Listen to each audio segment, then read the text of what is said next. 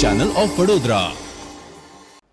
Badarpur railway ફાટક પાસે railway તંત્ર દ્વારા કામગીરી ચાલુ કરવામાં આવી છે, જેના કારણે વાહન ચાલકોને તથા રાહદારીઓને મુશ્કેલી વેઠવી પડી રહી છે।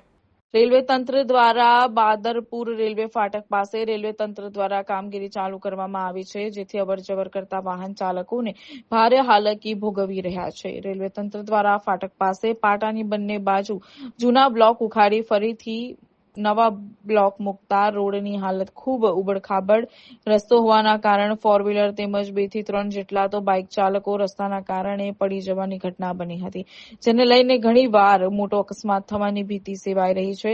આ ફાટક પાસે કામ પૂર્ણ કરે છે 10 થી 15 દિવસ વીતી ગયા હોવા છતાં રેલવે તંત્ર દ્વારા રસ્તો શરૂ કરવામાં આવ્યો નથી, જેના કારણે સ્કૂલે જતા આવતા વિદ્યાર્થીઓ તથા વાહન ચાલકોને હવે ભારે હાલાકી ભોગવવાનો વારો આવ્યો છે।